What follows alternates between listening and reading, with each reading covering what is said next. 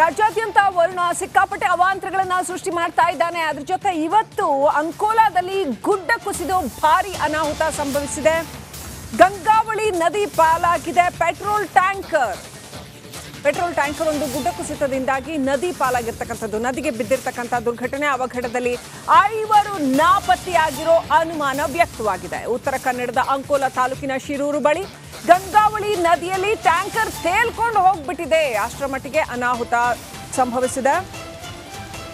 ಗಂಗಾವಳಿ ನದಿ ಕೂಡ ಸಾಕಷ್ಟು ಅಬ್ಬರದಿಂದ ಪ್ರವಹಿಸ್ತಾ ಇದೆ. ಗುಡ್ಡ ಕುಸಿದು ಆ ಗುಡ್ಡದ ಮಣ್ಣು ಅಂಗಡಿಯೊಂದರ ಮೇಲೆ ಬಿದ್ದು ಅಲ್ಲೂ ಕೂಡ ಅನಾಹುತ ಸಂಭವಿಸಿದೆ. 2 ಮಕ್ಕಳು ಕೂಡ ಮಣ್ಣಿನಲ್ಲಿ ಸಿಲುಕಿರುವ ಶಂಕೆ ವ್ಯಕ್ತವಾಗಿದೆ. ಇದು ಅಂಕೋಲಾ ತಾಲೂಕಿನ ಶಿರೂರು ಬಳಿ ಗಂಗಾವಳಿ ನದಿಗೆ ಹೊಂದ್ಕೊಂಡಿರ್ತಕ್ಕಂಥ ರಾಷ್ಟ್ರೀಯ ಹೆದ್ದಾರಿ ಸಮೀಪದಲ್ಲಿ ಈ ಅನಾಹುತ ಸಂಭವಿಸಿದೆ. ದೃಶ್ಯಗಳಲ್ಲಿ ನೋಡ್ತಾ ಇದ್ದೀರಾ, ಆ ಟ್ಯಾಂಕರ್ ನದಿಯಲ್ಲಿ ಕೊಚ್ಕೊಂಡು ಹೋಗ್ತಾ ಇರೋದು, ನದಿಯಲ್ಲಿ ಮುಳುಗಿ ಹೋಗ್ತಾ ಇರುವಂಥದ್ದನ್ನ ನೋಡ್ತಾ ಇದ್ದೀರಾ. ಗುಡ್ಡ ಕುಸಿತದ ಭೀಕರತೆಗೆ ಸಿಲುಕಿದ ಅಂಗಡಿಯಲ್ಲಿನ ಕೆಲವು ಜನ ಈ ಗಂಗಾವಳಿ ನದಿನಲ್ಲಿ ಕೊಚ್ಚಿಕೊಂಡು ಹೋಗಿರುವಂಥ ಸಾಧ್ಯತೆ ಇದೆ. ರಾಷ್ಟ್ರೀಯ ಹೆದ್ದಾರಿನಲ್ಲಿ ನಡೆದಿರ್ತಕ್ಕಂಥ ಘಟನೆ. ಅಂಕೋಲಾ ಮತ್ತು ಕುಮಟಾ ನಡುವಿನ ರಸ್ತೆ ಸದ್ಯ ತಾತ್ಕಾಲಿಕವಾಗಿ ಬಂದ್ ಆಗಿದೆ. ಇನ್ನೂ ಹಲವು ಕಡೆ ಗುಡ್ಡ ಕುಸಿತ ಆಗುವ ಸಾಧ್ಯತೆಗಳಿವೆ.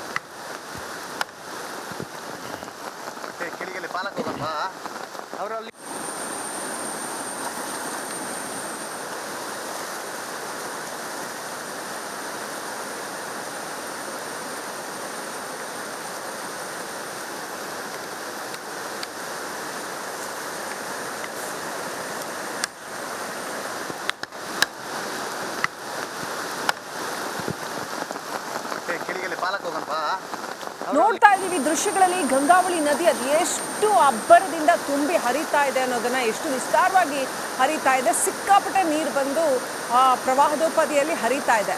ಅಟ್ ದ ಸೇಮ್ ಟೈಮ್ ಅಲ್ಲಿ ನ್ಯಾಷನಲ್ ಹೈವೇನಲ್ಲಿ ಗುಡ್ಡ ಕುಸಿತ ಆಗಿದೆ, ಲ್ಯಾಂಡ್ ಸ್ಲೈಡ್ ಆಗಿದೆ.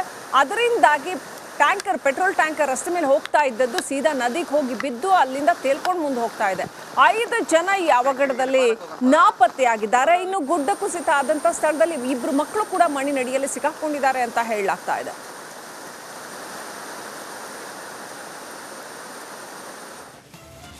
ಸ್ಥಳೀಯರಾಗಿರ್ತಕ್ಕಂಥ ಮಾರುತಿಯವರು ನಮ್ಮ ಜೊತೆ ಫೋನ್ ಸಂಪರ್ಕದಲ್ಲಿದ್ದಾರೆ. ನಮಸ್ಕಾರ ಮಾರುತಿ ಅವರೇ. ನಮಸ್ತೆ ಮೇಡಮ್.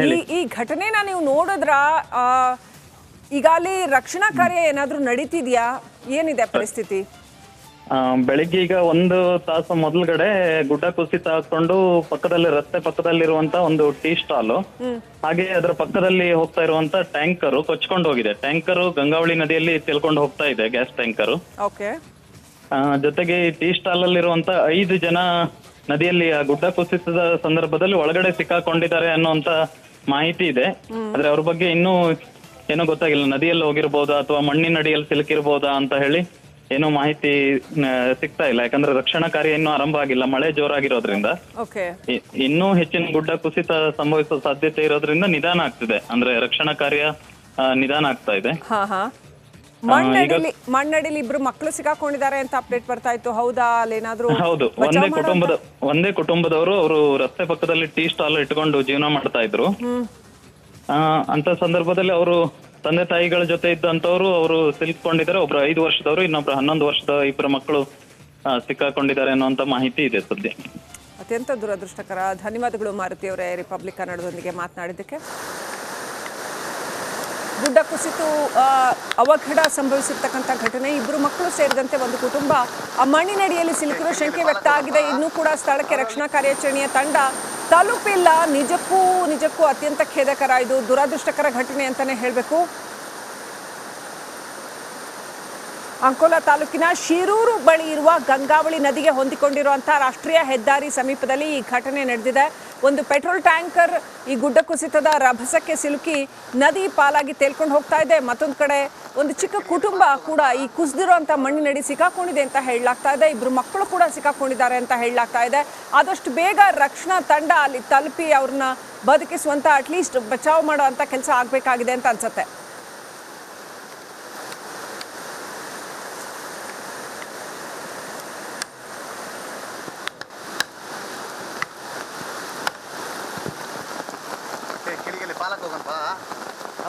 ಇದುವರೆಗೆ ನಾವು ಬೇರೆ ಬೇರೆ ರಾಜ್ಯಗಳಲ್ಲಿ ಗುಡ್ಡ ಕುಸಿತದ ಸಮಸ್ಯೆನ ಕೇಳ್ತಾ ಇದ್ವಿ. ಈಗ ಉತ್ತರ ಕನ್ನಡದಲ್ಲೂ ಕೂಡ ಈ ಮಣ್ಣು ಕುಸಿತದ ಅಥವಾ ಗುಡ್ಡ ಕುಸಿತದ ಸಮಸ್ಯೆ ಸಾಕಷ್ಟು ಜಾಸ್ತಿ ಆಗ್ತಾ ಇದೆ. ಮಡಿಕೇರಿ ಭಾಗ, ಮಲೆನಾಡು ಹಾಗೂ ಉತ್ತರ ಕನ್ನಡ ಭಾಗದಲ್ಲಿ ಕೂಡ ಈ ಮಣ್ಣು ಕುಸಿತ ಇತ್ತೀಚೆಗೆ ಮಂಗಳೂರಿನಲ್ಲೂ ಕೂಡ ಕೇಳ್ಪಟ್ವಿ.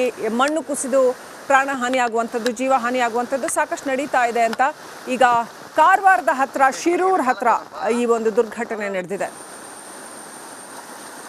ಅಪ್ಡೇಟ್ ಪಡ್ಕೊಳ್ಳೋಣ. ಕಾರವಾರ ಪ್ರತಿನಿಧಿ ಶೇಷಗಿರಿ ಮುಂಡಳ್ಳಿ ಕನೆಕ್ಟ್ ಆಗಿದ್ದಾರೆ. ಶೇಷಗಿರಿ, ನಿಜಕ್ಕೂ ದುರದೃಷ್ಟಕರ. ಇನ್ನೂ ಕೂಡ ಅಲ್ಲಿಗೆ ರಕ್ಷಣಾ ತಂಡ ಯಾವುದು ತಲುಪಿಲ್ವಾ? ಮಣ್ಣಿನಡಿಯಲ್ಲಿ ಒಂದು ಇಡೀ ಕುಟುಂಬ ಸಿಕ್ಕಾಕೊಂಡಿದೆ ಅನ್ನೋಂಥ ಅನುಮಾನ ವ್ಯಕ್ತ ಆಗಿದೆ. ಹೌದಾ? ಏನೆಲ್ಲ ಇದೆ ಪರಿಸ್ಥಿತಿ? ಹೌದು ಶ್ರೀಲಕ್ಷ್ಮಿ, ಉತ್ತರ ಕನ್ನಡ ಜಿಲ್ಲೆಯ ತಾಲೂಕಿನ ಶಿರೂರು ಗ್ರಾಮದಲ್ಲಿ ಈ ಒಂದು ಘಟನೆ ನಡೆದಿರುವಂತದ್ದು. ಕಳೆದ 4-5 ದಿವಸಗಳಿಂದ ಉತ್ತರ ಕನ್ನಡ ಜಿಲ್ಲೆಯ ವಿವಿಧ ಭಾಗಗಳಲ್ಲಿ ಸಾಕಷ್ಟು ಪ್ರಮಾಣದ ಮಳೆ ಬೀಳ್ತಾ ಇದೆ. ಹೀಗಾಗಿ ಅಲ್ಲಲ್ಲಿ ಗುಡ್ಡ ಕುಸಿತದ ಘಟನೆ ಕೂಡ ನಡೀತಾ ಇರುವಂತದ್ದು.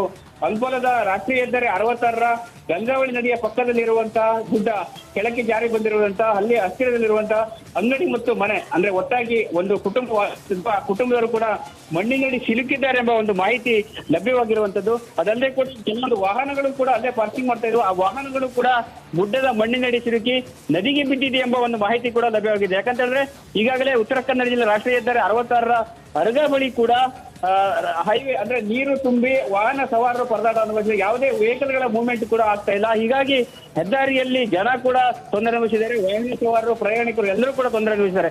ಒಟ್ಟಿನಲ್ಲಿ ಗಂಗಾವಳಿಯ ಅಂದ್ರೆ ಶಿರೂರು ಸಮೀಪ ನಡೆದಂತ ಘಟನೆಯಲ್ಲಿ ಒಟ್ಟು 5ಕ್ಕಿಂತ ಹೆಚ್ಚು ಮಂದಿ ಮಣ್ಣಿನಡಿ ಸಿಲುಕಿದ್ದಾರೆ ಎಂಬ ಒಂದು ಮಾಹಿತಿ ಕೂಡ ಲಭ್ಯವಾಗಿರುವಂತದ್ದು. ಈಗಾಗಲೇ ಅಂಕೋಲದ ಸುತ್ತಮುತ್ತಲ ಸಂಬಂಧಪಟ್ಟ ಅಧಿಕಾರಿಗಳು ಮತ್ತು ಅಗ್ನಿಶಾಮಕ ದಳದವರು ಕೂಡ ಸ್ಥಳಕ್ಕೆ ಹೋಗಿದ್ದಾರೆ. ಯಾಕಂದ್ರೆ ಮಳೆ ಕೂಡ ಬೀಳ್ತಾ ಇರೋದ್ರಿಂದ ಮಣ್ಣು ಅಂದ್ರೆ ಹೆದ್ದಾರಿಯಲ್ಲಿ ಬಿದ್ದಿರುವಂತಹ ಮಣ್ಣು ಅಥವಾ ಮಣ್ಣಿನಡಿ ಸಿಲುಕಿರುವಂತಹ ವ್ಯಕ್ತಿಗಳನ್ನ ರಕ್ಷಣೆ ಮಾಡುವ ಕಾರ್ಯ ಕೊಂಚ ವಿಳಂಬ ಆಗ್ತಿದೆ ಅಂತ ಹೇಳ್ಬೋದು ಶ್ರೀಲಕ್ಷ್ಮಿ. ರೈಟ್ ಶೇಷಗಿರಿ. ಓಕೆ, ಆ ದೃಶ್ಯಗಳಲ್ಲಿ ನಾವು ನೋಡ್ತಾ ಇದ್ವಿ. ದಯವಿಟ್ಟಾಗಿ ಸಂಪರ್ಕದಲ್ಲಿರಿ ಶೇಷಗಿರಿ. ಖಂಡಿತವಾಗ್ಲೂ ಆಲ್ರೆಡಿ ನಮ್ಮ ಮೀಡಿಯಾದವರು ಅಲ್ಲಿಗೆ ತಲುಪಿ ಆಗಿದೆ. ಇನ್ನೂ ಕೂಡ ರಕ್ಷಣಾ ತಂಡ ಅಲ್ಲಿಗೆ ತಲುಪೋದಕ್ಕೆ ಸಾಧ್ಯ ಆಗ್ತಾ ಇಲ್ಲ. ಅಲ್ಲಿ ಕೆಲವೆಡೆ ರಸ್ತೆ ಕೂಡ ಕ್ಲೋಸ್ ಆಗಿದೆ ಅಂತ ಹೇಳಲಾಗ್ತಾ ಇದೆ. ಸೊ ರಾಜ್ಯದಲ್ಲಿ ಇತರೆ ಕಡೆಗಳಲ್ಲಿ ಕೂಡ ವರ್ಣನ ಅಬ್ಬರ ಸಿಕ್ಕಾಪಟ್ಟೆ ಮುಂದುವರೆದಿದೆ. ಮಲೆನಾಡು, ಕರಾವಳಿ ಜಿಲ್ಲೆಗಳಲ್ಲಂತೂ ಸಿಕ್ಕಾಪಟ್ಟೆ ಮಳೆ ಹೊಡಿತಾ ಇದೆ. ಅವಾಂತರಗಳ ಸರಮಾಲೆಯನ್ನೇ ಮಳೆ ಸೃಷ್ಟಿ ಮಾಡ್ತಾ ಇದೆ. ಕಾರವಾರದಲ್ಲಿ ನೋಡಿ, ಸಾಕಷ್ಟು ಉತ್ತರ ಕನ್ನಡದಲ್ಲಂತೂ ಸಿಕ್ಕಾಪಟ್ಟೆ ಅನಾಹುತ. ಕಾರವಾರದಲ್ಲಿ ಮಳೆಗೆ ಬಸ್ ನಿಲ್ದಾಣಕ್ಕೆ ತೊಂದರೆ ಆಗಿರ್ತಕ್ಕಂಥದ್ದು. ಬಸ್ ಡಿಪೋ ಪೂರ್ಣವಾಗಿ ಜಲಾವೃತ ಆಗಿಬಿಟ್ಟಿದೆ. ಮಹಾರಾಷ್ಟ್ರದ ಪಶ್ಚಿಮ ಘಟ್ಟದಲ್ಲಿ ಮಳೆ ಅಬ್ಬರ ಹೆಚ್ಚಾಗಿರೋದ್ರಿಂದ ಇಲ್ಲಿಗೆ ನೀರಿನ ಫ್ಲೋ ಜಾಸ್ತಿ ಆಗಿದೆ. ಬೆಳಗಾವಿ ಗಡಿ ಭಾಗದ ಸುಂಡಿ ಫಾಲ್ಸ್ಗೆ ಒಂದು ಕಡೆ ಜೀವ ಕಳೆ ಬಂದಿದೆ. ಬೇರೆ ಬೇರೆ ಅಂದರೆ ಇಡೀ ಮಳೆಯಿಂದಾಗಿ ಏನೆಲ್ಲ ಆಗ್ತಾ ಇದೆ ರಾಜ್ಯದ ಬೇರೆ ಬೇರೆ ಭಾಗಗಳಲ್ಲಿ ಅನ್ನೋದನ್ನು ತೋರಿಸ್ತಾ ಇದ್ದೀವಿ. ಇದು ಕಾರವಾರದಲ್ಲಿ ಮಳೆಗೆ ಬಸ್ ಡಿಪೋ ಕಂಪ್ಲೀಟ್ಲಿ ಜಲಾವೃತ ಆಗಿರುವಂಥ ದೃಶ್ಯಗಳನ್ನ ನೋಡ್ತಾ ಇದ್ದೀರಾ. ಈ ಪರಿಸ್ಥಿತಿನಲ್ಲಿ ಬಸ್ ಹೇಗೆ ಓಡಿಸೋಕೆ ಸಾಧ್ಯ ಆಗುತ್ತೆ? ಸಂಪೂರ್ಣ ನೀರಲ್ಲಿ ಇನ್ನೊಂದು ಸ್ವಲ್ಪ ನೀರು ಬಂದರೆ ಬಸ್ ಅರ್ಧಕ್ಕರ್ಧ ಮುಳುಗೆ ಹೋಗುತ್ತೆ. ಅಷ್ಟರ ಮಟ್ಟಿಗೆ ನೀರು ನಿಂತುಬಿಟ್ಟಿದೆ ಬಸ್ ಡಿಪೋನಲ್ಲಿ. ಸೊ ಯಾವೆಲ್ಲ ರೀತಿಯಲ್ಲಿ ವರ್ಣ ಅವಾಂತರಗಳನ್ನು ಸೃಷ್ಟಿ ಮಾಡಿದ್ದಾನೆ ನಮ್ಮ ಪ್ರತಿನಿಧಿಗಳು